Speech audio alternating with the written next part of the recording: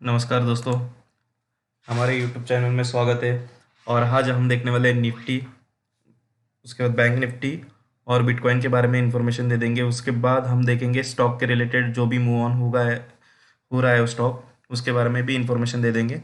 तो चलिए पहले हम जाते हैं पहले निफ्टी के बारे में। निफ्टी आज के दिन में कैसे रिएक्ट किया है निफ्टी ने। तो निफ्टी ने आज क्या किया था ना, निफ्टी 17,950 के आसपास ओपन हुआ था।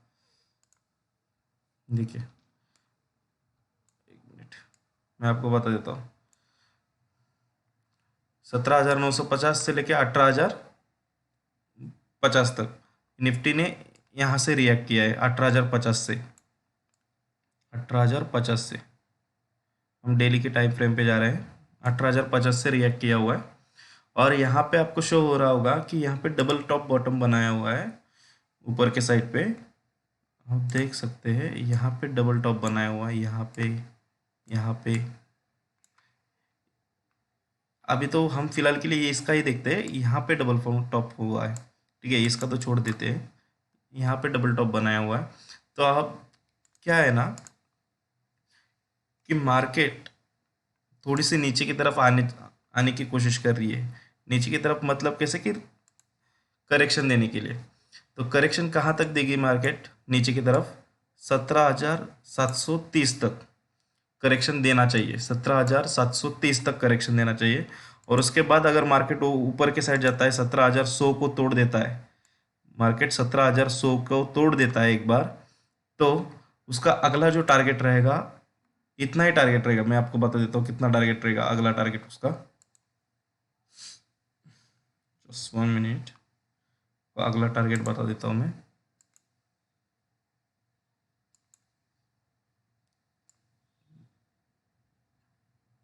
उसका अगला टारगेट रहेगा 18,400।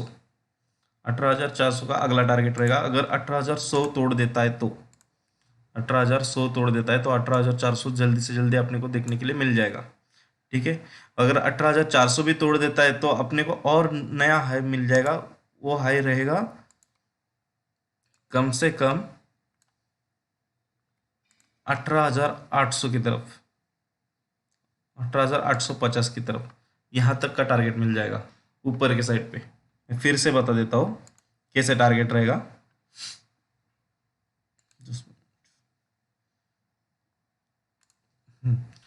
अभी 18,100 को तोड़ देता है निफ्टी, तो उसका अगला टारगेट रहेगा 18,425। उसके ऊपर अगर सस्टेन करता है 18,425 को, 2-3 दिन टेस्ट कर लेता है, उसके बाद उसका अगला टारगेट रहेगा 18,600। उसके बाद उसका अगला जो टारगेट रहेगा वो 18,850। इधर तक जा सकता है निफ्टी ऑल टाइम हाई पे, ठीक है ना। तो तो हम देखते हैं कि ये ऊपर के साइड पे तो टारगेट दिखाई दिया, लेकिन नीचे के साइड पे किधर तक मार्केट आ जाएगा, कितने, क्योंकि इसने जो रैली दी हुई है, इतनी बड़ी रैली दी हुई है। एक कम से कम अभी एक महीने में कम से कम कितना बड़े रैली दिया हुआ है, यहाँ से 15,230 से लेके 18,112 तक, मतलब 2,880 पॉइंट का रैली दिया हुआ है। 2,880 पॉइंट का रैली दिया हुआ है निफ्टी ने with in month. With in a month 2,880 point का रैली दिया हुआ है निफ्टी ने। तो अभी हम देखते हैं कि निफ्टी नीचे की तरफ कहाँ तक आ सकती है। तो नीचे की तरफ मैंने जैसे बताया 17,730, और अगर 17,730 को क्रॉस कर लेता है तो उसका अगला जो टारगेट रहेगा 17,450। और उससे भी नीचे अगर टारगेट आता है तो अपने को जल्दी से टारगेट भी दिखने के लिए मिल जाएगा। ये जो टारगेट रहेगा ये वाला 17,000 की तरफ, 17,000 जल्दी से देखने के लिए मिल जाएगा। फिर से अपने को 800 पॉइंट की रैली मिल सकती है अगर 17,720 तोड़ देता है तो। 720 730 तोड़ देता है निफ्टी तो नीचे की तरफ अपने को मार्केट देखने के लिए मिल जाएगा। ये बात आपको ध्यान में रखनी चाहिए, ठीक है। और ये और ये जो 18,100 बोल रहा हूँ मैं, ये 2 दिन के लिए तो सरवाइव होना चाहिए, तभी हम आगे का टारगेट ले सकते हैं, बाई की तरफ जा सकते हैं। ये बात आपको ध्यान में रखनी चाहिए। उसके बाद जाते हैं हम बैंक निफ्टी की तरफ। बैंक निफ्टी ने क्या किया हुआ है ना, कल मार्केट गैप डाउन ओपन हुआ था। गैप डाउन ओपन हुआ था, उसके बाद सबसे बड़ी रैली, मतलब पूरे एक साल में बड़ी रैली जो दी है बैंक निफ्टी ने, वो कल ही के दिन में दी हुई है। आप देख सकते हैं कि इसका जो हाईएस्ट पॉइंट कितना था, कम से कम 1400 पॉइंट का रैली दिया हुआ है। कम से कम 1400 पॉइंट का रैली दिया हुआ है बैंक निफ्टी ने। तो आप देख सकते हैं 40,300 को ओपन हुआ था, 41,600 तक गया था, मतलब 1400 पॉइंट का रैली किया था। क्योंकि कल के दिन में क्या हुआ था ना, कि 41,000 पे पुट राइटर ज़्यादा बने हुए रहते थे। तो बने हुए रहने के कारण जैसे ही मार्केट डाउन हुआ, वैसे करेक्शन देना चालू हो गया और शॉर्ट टाइम रिकवरी चालू हो गई। तो उसके कारण हमें जल्दी से जल्दी 41,000, 11, मतलब 11 बजे के बाद में 41,000 जल्दी से देखने मिले, और उसके बाद 600 पॉइंट की और बड़ी रैली में देखने के लिए मिली। हाँ, करेक्शन आया, एक 41,500 एक रेजिस्टेंस है, उधर से करेक्शन आ रहा है। ठीक है, और आज भी क्या हुआ, आज भी उसने क्या किया है कि 41,800 तक गया, लेकिन वहां से करेक्शन दिया और फिर से 600 पॉइंट नीचे गिरा, मतलब 41,200 के पास आके वो रुका हुआ है। मतलब 600 पॉइंट की रैली दे चुका है वो दिन में। वो डाउन साइड में दिया, क्योंकि 41,800 पे गया तो था, लेकिन 41,500 ये जो है, ये बिगेस्ट रेजिस्टेंस का काम कर रहा है। ठीक है, तो हम, अगर आप 15 मिनट के टाइम फ्रेम पे देखो तो आपको पता चलेगा। 15 मिनट के टाइम फ्रेम पे देखिए कैसे काम किया हुआ है। यहाँ से टॉप लगाया हुआ है और वहाँ से करेक्शन देना चालू किया है, और मुझे लगता है कि ये और नीचे आना चाहिए। इसका और नीचे का टारगेट जो रहेगा, वो मुझे लगता है 40,750, ये इधर तक आना चाहिए। उसका टारगेट 40,750 के आसपास टारगेट आना चाहिए। ठीक है, उसके बाद अगर ऊपर के साइड में जाता है, 41,800 क्रॉस करता है, तो तब कितने तक जाएगा रैली? तब ये रैली जो जाएगा, इसका जो मैं बता देता हूँ कितना जाएगा ऊपर के साइड पे।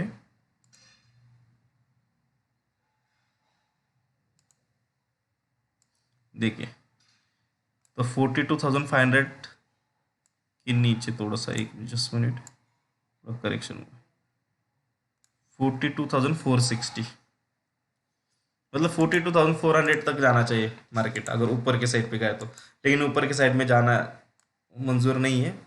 इधर तक मार्केट, मतलब अगले वीक भी नहीं जाएगा 42,400, अगले वीक भी नहीं जाएगा, मतलब अगले एक्सपायरी तक। और नेक्स्ट एक्सपायरी में जा सकता है, लेकिन जो आने वाली एक्सपायरी रहेगी, थर्सडे की एक्सपायरी, वहां तक 42,400 तक मार्केट जाएगा ही नहीं, क्योंकि उसको वो ऑलरेडी हाई पे चल रहा है, और अभी उसने करेक्शन देना चालू किया है। आप देख सकते हैं डबल टॉप भी बनाया हुआ है हाई हाई का। तो आप, मैं अगर डेली टाइम फ्रेम पे जाता हूँ, तो डेली टाइम फ्रेम पे डबल टॉप लगाया हुआ है। देखिए क्या किया है उसने, इधर से इधर एक टॉप लगाया हुआ था, और इधर एक टॉप लगाया हुआ है। ठीक है, तो इसको क्रॉस करने में उसको टाइम लगेगा, क्योंकि ऑलरेडी हाई पे चल रहा है वो। ये बात समझ लेना चाहिए आपने। ठीक है, उसके बाद हम जाते हैं हमारे स्टॉक्स के ऊपर। सॉरी, स्टॉक्स के पहले हम जाते हैं पहले बिटकॉइन की तरफ। बिटकॉइन क्या चल रहा है, तो बिटकॉइन की तरफ हम जाते हैं, तो बिटकॉइन पे क्या रैली दिखाई दे रही है।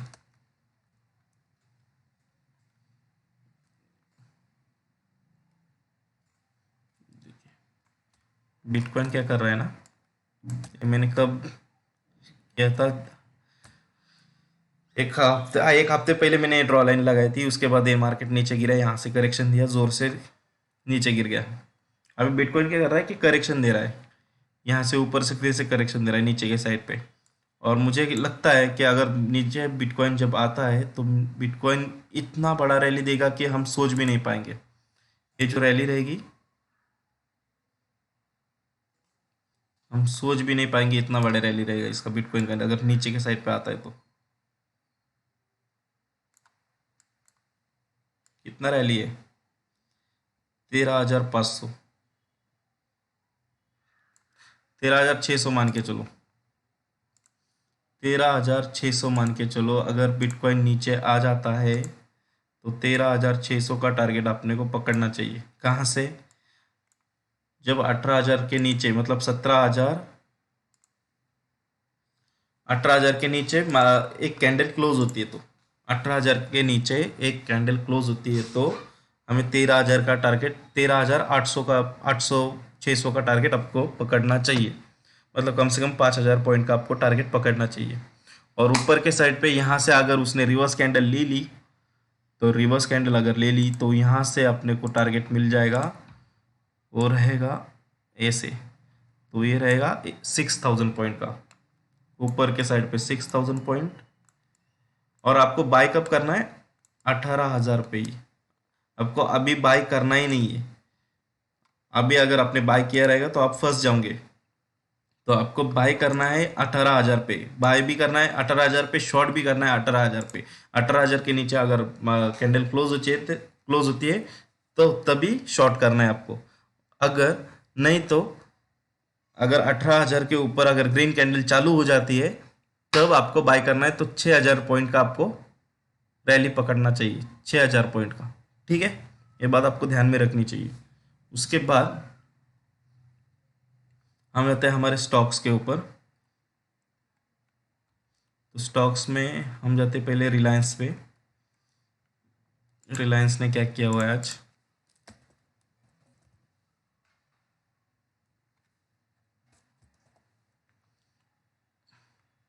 ऑलरेडी, हाँ, रिलायंस ने 1% का गिरावट दी दी है।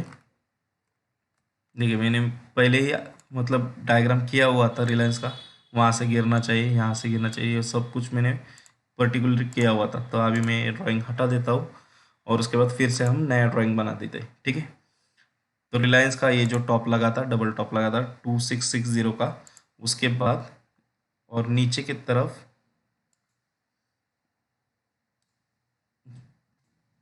ये नीचे तो परफेक्ट आया हुआ है 2562, मतलब 100 पॉइंट का गिरावट दे दिया है रिलायंस ने। अभी क्या होता है ना, कि अगर रिलायंस और थोड़ा नीचे आना चाहिए ऐसा लगता है मुझे। अगर इधर तक आता है 2523 ऐसे मान के चलो, 2530 तक अगर रिलायंस आता है और यहाँ से ग्रीन कैंडल बना लेता है, यहाँ से ग्रीन कैंडल अगर बना लेता है तो अपने को फिर से 150 पॉइंट की रैली ऊपर की साइड में देखने के लिए मिल जाएगी रिलायंस की तरफ। ठीक है, तो ये बात ध्यान में, अगर 2660 अगर क्रॉस कर लेता है तो अगला टारगेट उसका 2800 का रहेगा। ये बात आपको ध्यान में रखनी चाहिए। और नीचे की तरफ अगर 2530 भी तोड़ देता है तो ये नीचे की तरफ बहुत बड़ा फॉल आ जाएगा उसका, और रहेगा 2400 का, मतलब अप्रॉक्सीमेटली 200 पॉइंट्स का गिरावट आ जाएगी। तो ये बात आपको ध्यान में रखनी चाहिए। ठीक है, 2400 से ऊपर का ये कर देता हूँ। ठीक है, 2530 के नीचे मार्केट की कैंडल एक क्लोज हो जाती है, डेली कैंडल एक क्लोज हो जाती है, तो 200 पॉइंट का टारगेट रखना चाहिए आपने, 200 पॉइंट का। और ये मैं डेली टाइम फ्रेम पे क्यों बता रहा हूँ, क्योंकि आपको 15 मिनट टाइम फ्रेम पे, 5 मिनट टाइम फ्रेम पे सिर्फ आप इंट्राडे खेल सकते हो। एक दिन में इंट्राडे खेलोगे, कल के दिन में आपको लॉस हो जा सकते हैं, क्योंकि कैंडल रिवर्स घूम सकती है। तो इसके कारण मैं बता रहा हूँ कि डेली टाइम फ्रेम पे काम करो। अगर डेली टाइम फ्रेम पे काम नहीं कर रहे हो, अगर आप 15 मिनट चार्ट पे या 5 मिनट के चार्ट पे अगर काम करते हो, तो कैंडल रिवर्स घूमती है, आपके लॉसेस हो जाते हैं। तो इसलिए मैं सही तरीके से आपको बता रहा हूँ। या अपना कोर्स फ्री में ही रहेगा, अगर किसी को दिक्कत रहेगी तो वो भी हम फ्री में ही बता देंगे। कोई चार्जेबल नहीं है, कोई चार्जेस नहीं है, सब फ्री में रहेगा। सिर्फ आपको ध्यान में रखना चाहिए कि क्या सिखा रहा है, कैसे बंदा सिखा रहा है। अगर कुछ भी दिक्कत रहेगी हमारे बारे में तो आप जल्दी से जल्दी बता दीजिए, तो हम उसके ऊपर कुछ इम्प्लीमेंटेशन कर देंगे। ठीक है, तो आज H D F C bank भी वैसा ही है। H D F C bank ऊपर के साइड से करेक्शन आया हुआ है 1530 से, और नीचे के साइड पे उसका जो आएगा 1490, ये उसका अगला टारगेट रहेगा 1490। और ऊपर के साइड पे टारगेट रहेगा 1560 ऊपर के साइड पे एच डी एफ सी में। ठीक है, और हम जाते हैं अभी एसबीआई की तरफ। ये जो बैंकिंग स्टॉक बहुत ही उछल रहा है एसबीआई का, देखते हैं क्या चल रहा है एसबीआई का उछल कूद क्या चल रहा है SBI। ठीक है, तो एसबीआई ने क्या किया है, मूव ऑन देखो कैसे किया हुआ, हाईएस्ट पे चल रहा है एसबीआई, हाईएस्ट पे क्या शो हो रहा है, हाईएस्ट शो हो रहा है ना एसबीआई का, सबसे हाईएस्ट पॉइंट पे। अभी आप खरीदी मत, आपने मतलब परचेस करना नहीं चाहिए एसबीआई का स्टॉक अभी, क्योंकि ये सबसे हाईएस्ट लेवल पे चल रहा है। तो आपको स्टॉक जो भी खरीदना है नीचे की साइड में अगर आप आता है, मतलब 540 पे अगर आता है तो खरीदना है, या इसके नीचे आता है तो ही खरीदना है। ये ऊपर की साइड में खरीद लेते हो आप, तो यहाँ से अगर डाउनफॉल हो जाता है तो आप ज़रूर फंस जाओगे, और इसको फिर से आने में उसको 1 साल भी लग सकता है, 6 महीने भी लग सकते हैं, 3 महीने भी लग सकते हैं। तो अभी आप स्टॉक मत खरीदिए एसबीआई का। एसबीआई का स्टॉक जब खरीदिए जब लोअर इस पे आ जाए तब खरीदिए। अगर ऊपर के साइड पे आप खरीद लेते हो तो आपको बहुत टाइम लगेगा इसको रिकवर करने के लिए। ठीक है, ये बात आपको ध्यान में रखनी चाहिए, क्योंकि इसका 20 मूविंग एवरेज भी देखा जाए तो बहुत ही दूर है। देखिए 540 के आसपास चल रहा है, तो ये आपको ध्यान में रखना चाहिए। ठीक है, तो ये बात आपको ध्यान में रखना चाहिए। उसके बाद जस्ट 1 मिनट, मैं देखता हूँ, 1 मिनट। हाँ, जैसे कि मैं बता रहा था कि एसबीआई का स्टॉक अभी मत खरीदिए, 572 पे चल रहा है, और 572 पे हाईएस्ट इस पे चल रहा है। तो आपको नीचे की तरफ जब आता है 20 मूविंग एवरेज पे, तो ये स्टॉक खरीदना है। ठीक है, कोटक बैंक पे जाते हैं। कोटक बैंक क्या कह रहा है देखते हो। कोटक बैंक ने भी करेक्शन दिया हुआ है, डबल टॉप हुआ है कोटक बैंक का भी, यहाँ से डबल टॉप हो चुका है। अगर नीचे की तरफ आता है कोटक बैंक तो 18,090, सॉरी 1890 पे आपको बाय करना है, और उसके बाद 1969 का एक टारगेट रहेगा, और उसके ऊपर उसका 100 पॉइंट पकड़ के चलो। मैं बता देता हूँ कितना टारगेट रहेगा। ये रहेगा 1890 का, उसका वहाँ पे बाय करना है, उसके ऊपर 2050 का टारगेट रखना है, 2050 का टारगेट रखना है, उधर तक ही टारगेट रखना है, वहाँ पे सेल करना है। ठीक है, ये हो गया कोटक बैंक का। और नीचे की तरफ अगर कोटक बैंक आता है, मतलब 1890 के नीचे आता है कोटक बैंक, तो यहाँ पे आपको 1836 का स्टॉप लॉस लगाना है, 1836 का स्टॉप लॉस लगाना है। ठीक है, तो आज के लिए इतना ही। देखते हैं कल कल कैसे मार्केट मूव ऑन करता है, और उसके बाद हम अगला टॉपिक डिस्कस करेंगे। ठीक है, थैंक यू वेरी मच।